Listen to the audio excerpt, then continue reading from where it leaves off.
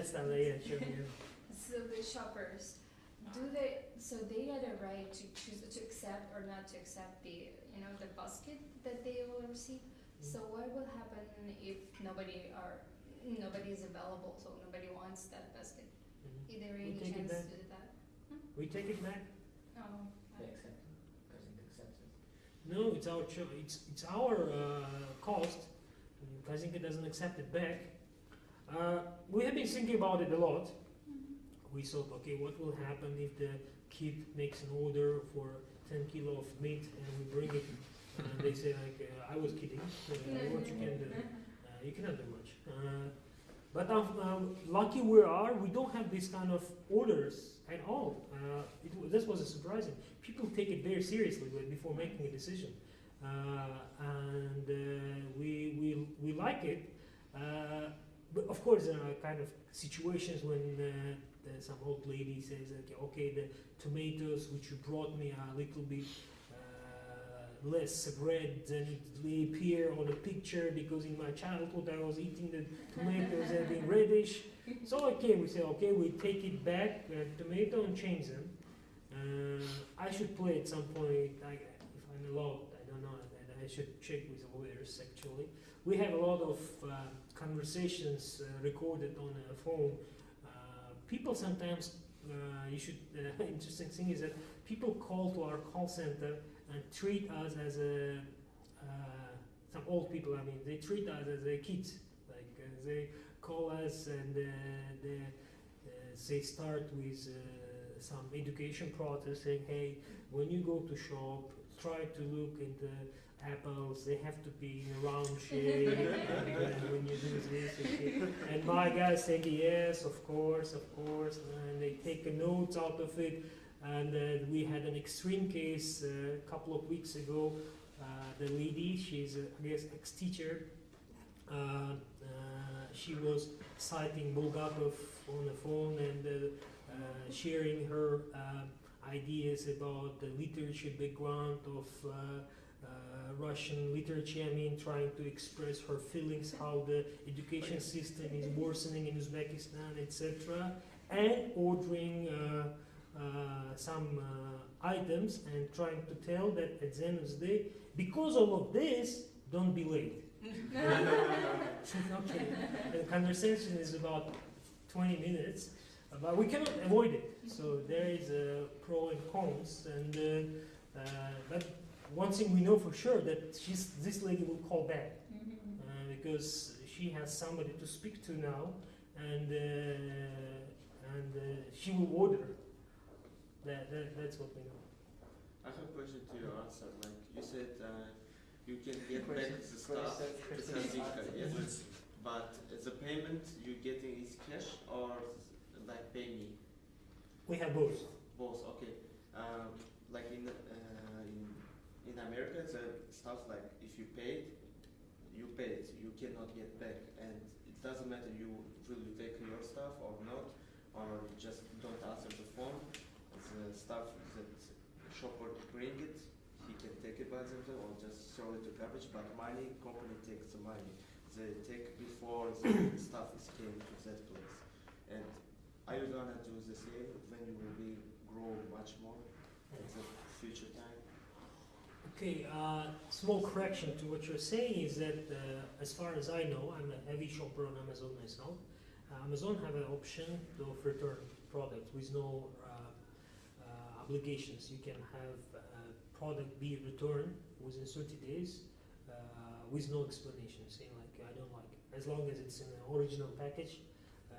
Of course, the vegetables within 1 day, I guess, or something like that, but definitely you can return.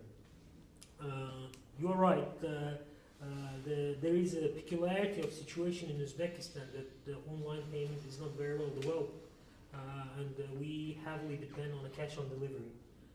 That's a risk point, especially when you start thinking about widening the range of the products, because now currently if it's only grocery, we're thinking about expanding to other product lines, so like maybe garments, maybe technology items, some wearables and some etc. Those items, when you bring, they are more valuable, so you're a risk point that people will not buy it. But we understand that from the general statistics from other markets that usually people don't play with this kind of things. Of course, there is a risk factor, depends on the quality of the product you're delivering, but people usually try to look at the things in a very responsible manner. Usually, I mean, like a majority of people. If you want to know more about it, try to read the book by Sean Twain, Making Happiness, you know, about Zappos. Yeah. Yeah. So try to read about it. So he goes through all the process, how all his fears about how he starts selling the shoes and people start returning, and he implemented the same system. So you could order 5 shoes, pick one, and return 4 back. But that means people will stay more loyal to you next time. So you shouldn't be afraid of it.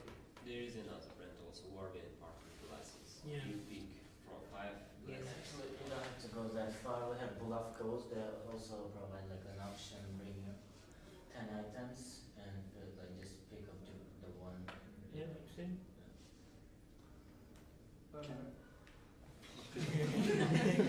I'm sorry. What about your future plans? I mean, maybe a new way of providing your services, or maybe integration of new companies into your system. Can you share with your future plans with us? Yeah, I cannot share all the details. I mean, in particular Because details. they're startups already. No problem. I'm happy you guys come. But there is definitely stream. That's obvious, and obvious thing is that we will be expanding the product range. We will be expanding the geographic locations wise. So not only Tashkent but regions as well. And we will be continuously focusing on the service. This is our primary focus. That's it. So we will continue educating the market. But we will continue connecting other suppliers. That's definitely what we'll be trying to do. What about in technological aspect? What exactly in the technological aspect? Like you're saying geographical, but do you have any plans for technological aspect in future? Like improving or integrating or using more variation of ordering, something like that? Well, e-commerce technology is pretty much there now. I mean, like from what it is, for the time being, for the next maybe 2 years, at least in Uzbekistan, you cannot invent too many new things. Of course, there will be improving visibility. If you put particular details, the customers will not notice. Like you improve the backend, you improve the responsiveness, you improve the way how you show the products, involving the artificial intelligence. We're doing some machine learning stuff to understand your behavior, how we work on our website, trying to pick up the products which are more relevant to you. This kind of things we're trying to do, but you cannot see it from as a customer perspective. In the front end, you will not notice it. But some noticeable things like the fancy trends taking place in West, in US, for example. Then when Amazon is trying to offer the augmented reality, the glasses for picking up your garments, or face identification for our customers. These kind of things. I have other R&D house working on different items, things. We are doing some work on machine learning. We're trying to do some visual analytics, but to what extent the market will be ready for this, I'm not sure yet, because the basic technology already allows to provide the amount of service we're talking now. But if there is a need, and we really want to differentiate ourselves from others, we have cards in like a sleeve to show and implement some fancy stuff. You had a question? Yeah. You have? Yeah, just you can ask. Go ahead. For example, let's say like once I made purchase and I paid through Payme, and how is gonna like the someone who delivers the products, how is gonna like sort this out? Like, for example, I paid 50,000, and he's gonna like collect those products and bring it to me, yeah? And how is gonna like how does this work? Like, Transaction. yeah, transaction. How is like he pays like cash to Karzinke, or he pays from plastic card, and how he's gonna take that money, or it's monthly, weekly? Who pays? So- Who Maybe gives? shoppers. Yeah, Shoppers. who's gonna deliver my products? Okay, I guess we go into too technical details of it, like, but currently what's happening is when you make a purchase using your pay me solution, the money is received from our side, and the shopper, when he comes to you, we don't charge the customer for delivery using pay me. For delivery, you have to pay cash, because this money which goes to the cash, this delivery guy. So that's why we try to not include this money into the overall bill. But this, I guess, I hope it's temporary. Why? Because currently there is still the need for cash from shoppers, so they still prefer to have cash. But if the economy evolves and people have no difference in accepting the cash or non-cash, maybe we will switch to the point where we will be simply transferring money to the PayMe or Click account, and we will start using it from there. And the question was, so all e-commerces that exist in Uzbekistan all target to Tashkent. Yeah, it's obvious why. And Karzin could just open his branch probably in Andijan in region, I don't know in which, I don't remember actually. Yeah. So will you work in Samarkand too, since you got a partner there? So will Yeah, I mean, first we wanted to take the easy bread, so it's easier in Tashkent when you talk about it. So people are more ready, more open for technology, and more adaptive to technology. So that's why we try to start from Tashkent. But obviously, when we see there is a bigger demand coming from the regions, we will be definitely moving, because infrastructure is there, and technology from us doesn't require a lot of effort to adopt implementation of the same in the regions. It doesn't require us a lot of effort, including the regions, so people are the same. So, and considering the partners are well present there, I mean, the Karzinke, not only Karzinke, Makra has even bigger presence in the regions. So we can easily do that, but we don't see the huge demand for the time being. Maybe down the road we'll be definitely looking at it. So what's your revenue model? Like, you benefit from the delivery, make money from the delivery? Just No, we don't make money from delivery. We usually get the commission from our suppliers. Like in case it's Karzinka or others, they pay us some commission. So you mentioned you're not making much money. Are you making money? Like seriously, It's investment fees. I know it's investment, but why would you do that? I mean, I understand it's a good thing, you know, like, but you're not making money. Yeah, I understand where you're coming from. You see, investment in the e-commerce is a long-term investment. So there are a lot of players who think that I come to the market, I start selling, and within 1 year I will become break even. In 2 years I will become millionaire. In 3 years I'll exit. It doesn't work like that. I give you an example of recent history. Souk.com, which is the biggest player of e-commerce, used to be biggest player in commerce in Middle East.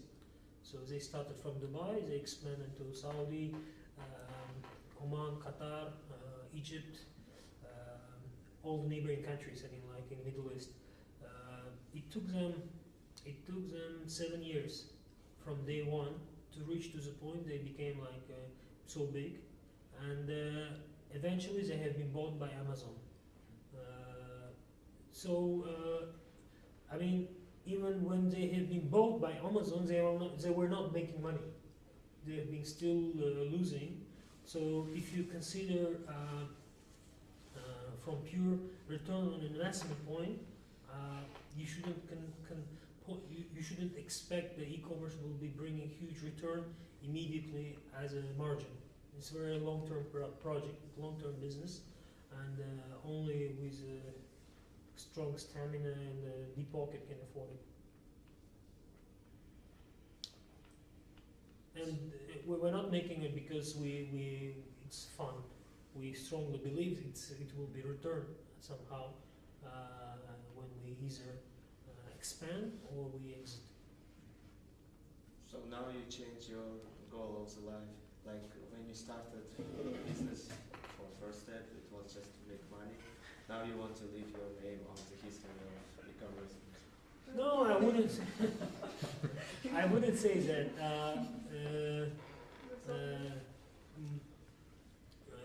I don't have at least for now, this crazy agenda of putting my name in history. I'm still thinking. Is it proper way to mercantile? Yeah, I'm still thinking from the pure business standpoint. The only thing is, when you reach to the point, when you're talking about bigger business, the investment patterns change. So initially you start with the short-term investments, because smaller is short-term. When you move to the next level, the longer, bigger you go, the longer investment it is. So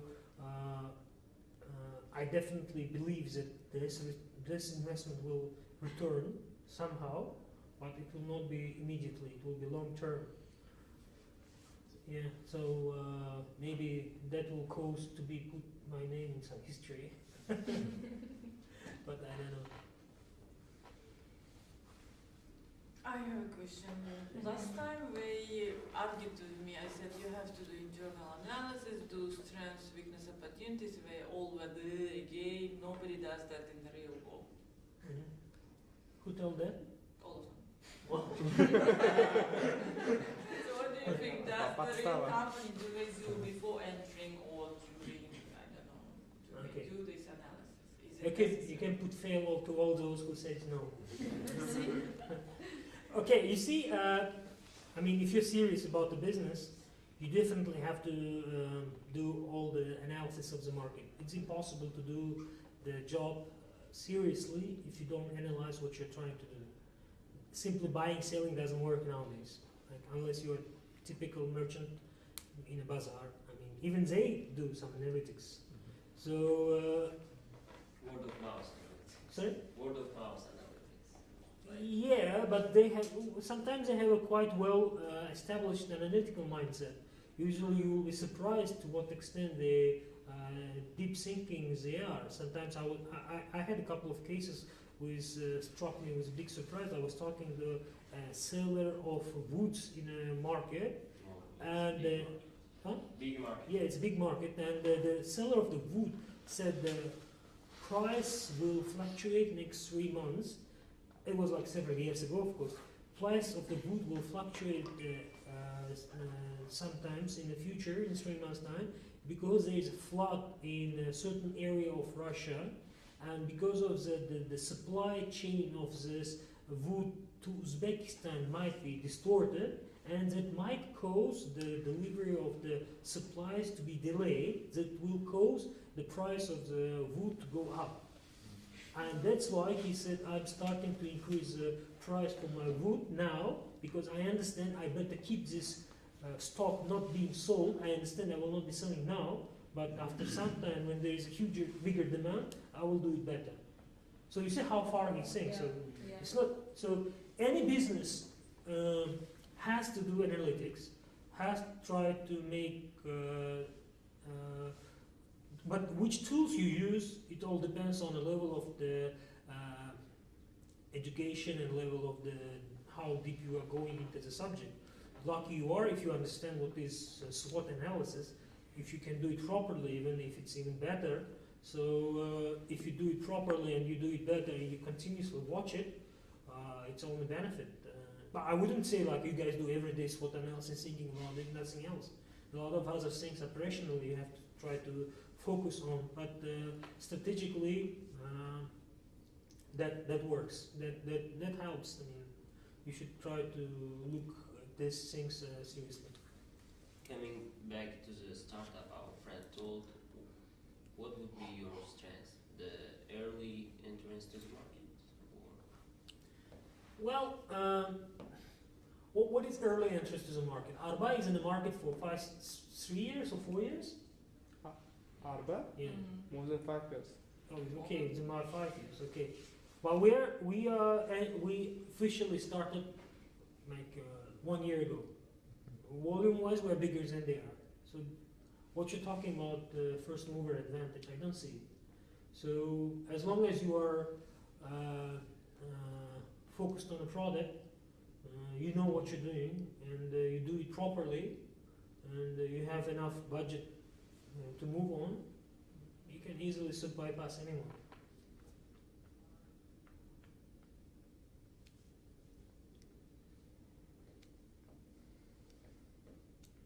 Great question.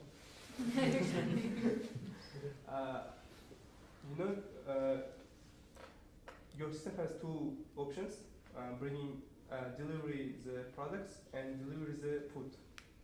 However, what is the main option of your system, and which option do you want to? You want the focus? Yeah. We don't know. To be frank, there's things you don't know sometimes.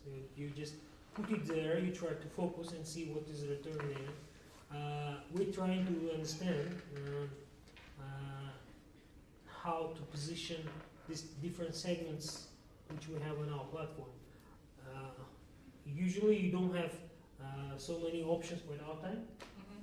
We usually don't have so many options in e-commerce platform. If you go to like Amazon, you don't have burgers, right? But we thought like if there is a stream which is bringing traffic to our platform, why not to utilize it for a beginning? Then we will decide what to do with it. So it's bringing some traffic, bringing some visibility, and to what extent it's gonna settle as a proper business, we don't know yet. So the same applies to Kaymok, for example. It started as it started from my post on Facebook. I posted about. Do you know the history of Kaymok? So what happened is, in one of the summer days, I went. My wife asked me to go and buy Kaymok and bread. It was Saturday morning. Usually time when you want. No, it was Sunday morning. Sorry.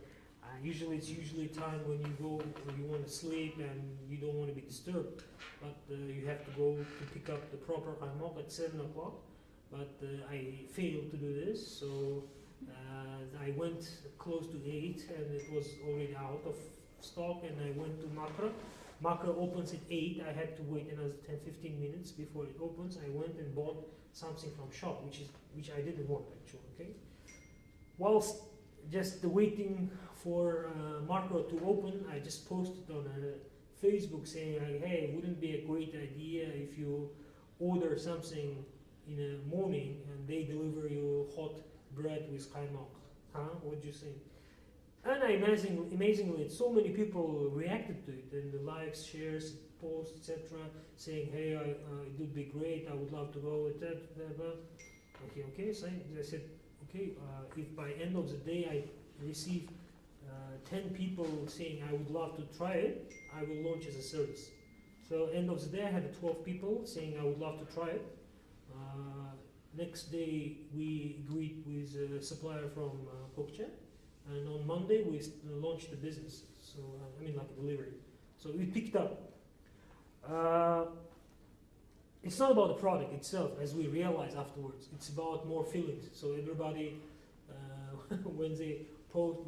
when we deliver this Kaymok with the bread, you can see many posts about people taking a picture of it and trying to share their memories of their childhood. When I was waking up, my dad brought this, and my mom brought it.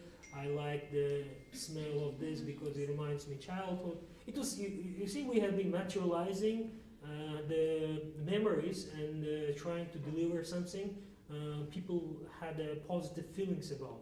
So it picked up, but we don't know to what extent it will stay as a serious line of the business in the future, because this kind of products tend to have some temporary spark and hype, but after some, when you satisfy this initial demand for moral satisfaction, if it's purely based on some temporary emotions, you might expect the demand for it to decline a little bit, which happened after some time. And we're watching it, and we're trying to understand to what extent we should keep it or not, but it's there. So all of these lines of the businesses which is in our platform is there, and we try to understand which will be picking up. Here's another question about employees actually, the shoppers maybe. How you guys provide some reason for them to stay in your company, to work for you? I mean, it's a good idea to treat them good, treat your employees good, to make all kind of marketing, like in advertising your company, it works. And do you guys use this strategy? You treat your employee good to show that you are good for the population. One thing we noticed that these shoppers is a segment of the population. I mean, like they come from a particular segment of people who try to find some temporary money to survive, usually between the different works or something.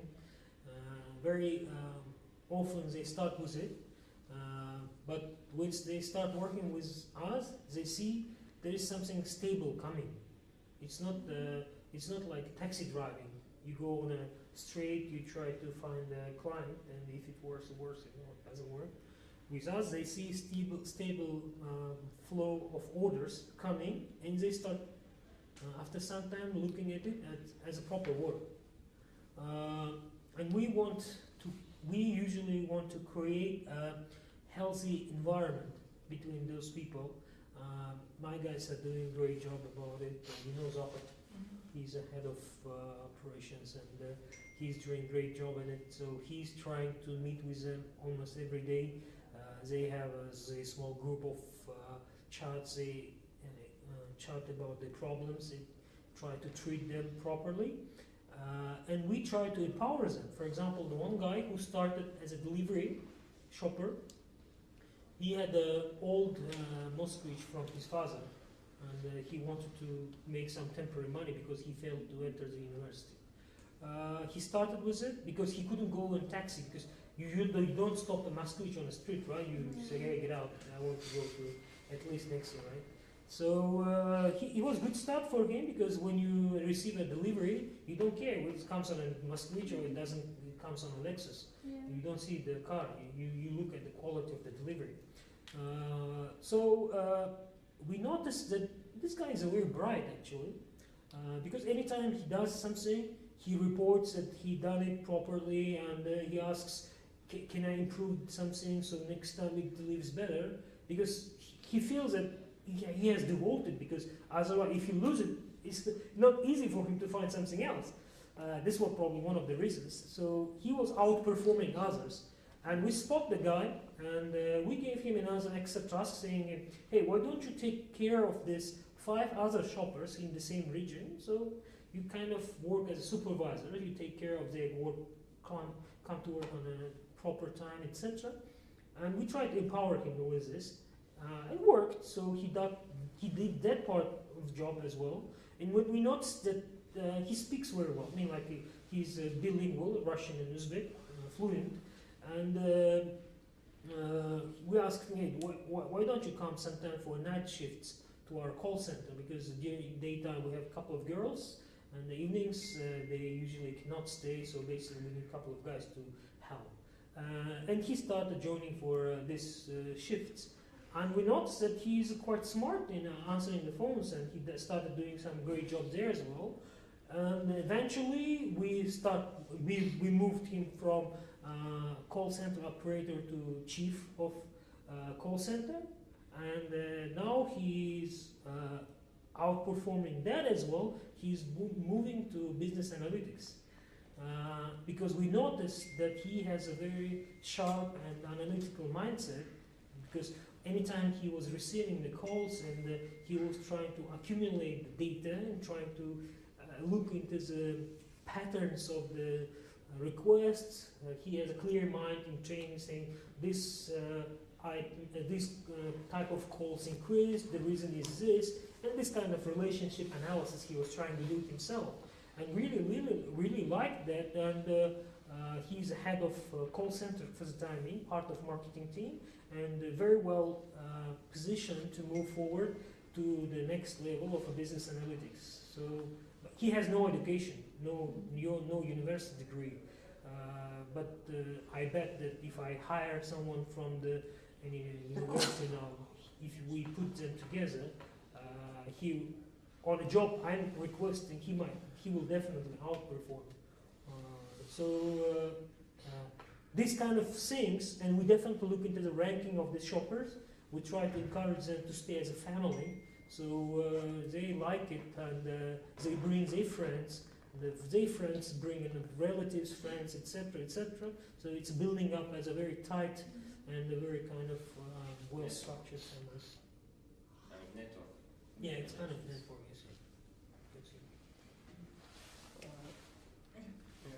I have two questions. First one, did you have any government problems while operating your business or as starting your business? Because we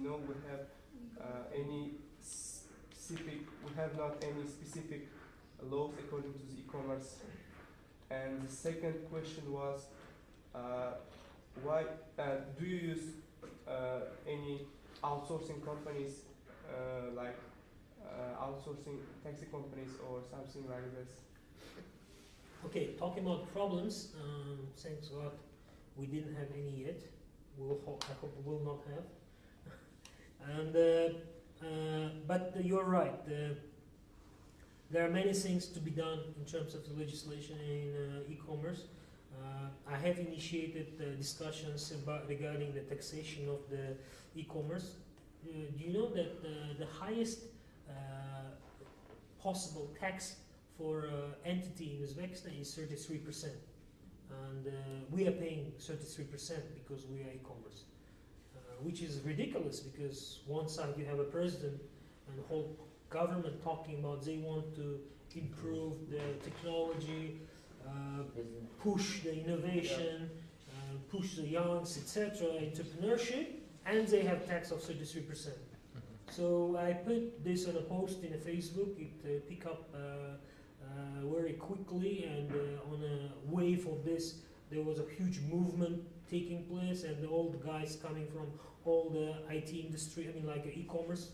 I apparently find out that we have close to 40 e-commerce players, small, different type, shape, etc., direction.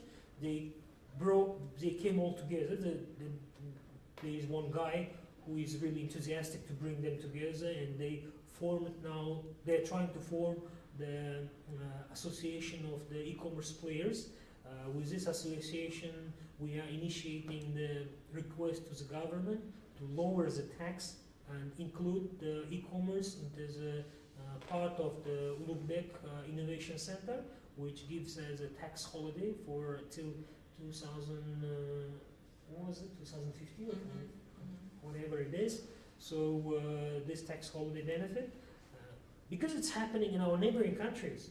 We're talking about that there is a huge leak of the professionals to Russia, to Kazakhstan, to other many places, and we want to prevent it. So if we want to prevent, you have to create the infrastructure, you have to create the environment for it. So we are trying to fight for it. I can say that there is already dialogue. Previously it was like we are trying to shut it out, nobody here. Now there's dialogue, so we're talking. Government is trying to understand and see how they can help, and hopefully they will make some move in this direction. We see a lot of support coming from Minister of Information Communication Technologies, University of Inha is giving a lot of support, trying to host e-commerce related items, events, and to push it forward. So we hope very much hopeful about it. And what was the second question about? Do you use any outsourcing companies? Yeah, outsourcing company. Okay, we wanted to use outsourcing companies, but what we find out that there is no proper player in the market at this stage who can say that okay, I will deliver your products on time, secure, etc. But if there is someone who can do it, it's a great market potential. Because in Dubai, when we split out with my partner about LeBazar, he came up with an idea of aggregating of all delivery companies in a single spot. Because Souk was not the only e-commerce player, there are a couple of others, and all of them tried to use these small motorbike companies. People love, the delivery is mostly done using the motorbikes in Dubai. So, but then they are small companies like 20 people, 30 people, 50 people, biggest you have 100 maybe. So what he did is he came up with a platform, brought all these guys together in a single platform and provided this as a feed to e-commerce players. So if you connect this platform to Souk, Souk can put his orders to this platform, and all of a sudden all this army of the delivery guys receive these deliveries immediately. It's not like on the phone, hey, can you have that? No, now it's more digitalized. It was a good idea actually, and eventually Souk bought them, and because Souk was sold to Amazon, they have sold to Amazon as well. So it is the first Uzbek initiated startup who was sold to Amazon. So, but if there is someone in a local market who will be trying to do that, it's good potential because there are a number of delivery companies coming up in the market. If somebody can work on it and bring it together, it's a good market opportunity. The question is, how long it took to be ready the project for LeBazar? You mean to develop the coding? Yeah, the total project, I mean. Okay, we started summer and we launched on January. But it was very short and efficient time period because we already had experience of doing the same in other countries.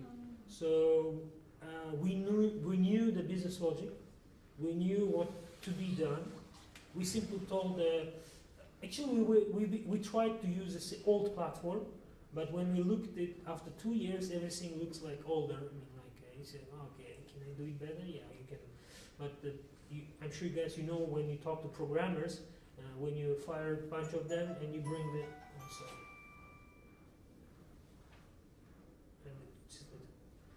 Алло. Я сейчас на лекции, я сейчас выйду. Sorry about it.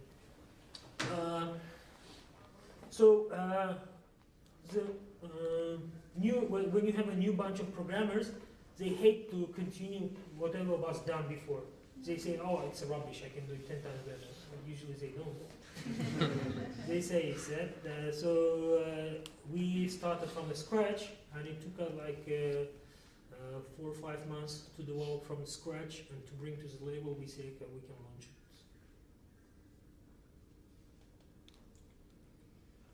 In terms of labor market, what do you think? The trend in Europe is going we no longer want just programmers. We no longer want just people who know 1, 3. We want interdisciplinary people with critical skills development who can be creative and etc. Where do you think we are going, and what the market needs now?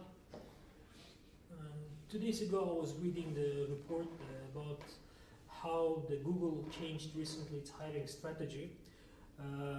Previously, they have been mostly focusing on STEM. You know STEM, right? It's science, technology, engineering, whatever. Engineering, mathematics. So they've been trying to look at the people who bring mostly technology skills to the workplace. Okay, so they say, okay, if you're a good mathematician, if you're a good technology guy, if you're a good coder, that's fine. you might be dumb in terms of the social relationship, etc. But as long as you do your work properly, that's enough. But apparently the time is changing now, and because there is so much involvement of machine learning and so many things is being outsourced to equipment and to technology. I mean, and people try to more interact between each other to come up with a solution, because it's not single person can do many things. So all these soft skills are becoming more and more important now. So now, if you weight the skills when you want to enter the Google, the technology STEM skills is there, but they put more emphasis on the soft skills. Soft skills is all your leadership, communication, how you interact with your partners, how critical thinking in terms of coming up with ideas in the brainstorming. All of these skills are becoming essential. And it's a very serious trend now, and more and more people are switching from the old school focus on pure hardcore tech skills to a softer, not because they like it more, because STEM is there already. It's by default. You know, it's like, for example, when you try to evaluate champion of a bike ride, you don't ask, can you ride bike? Yes, I can. Can you fix a tire? Yes, I can. Can you do you know how to make U-turns? Yes, I can. Nobody cares about it, right? As you care about how good is your stamina, how well you can manage your energy to reach from point A to point B. It's no more about how well you can drive.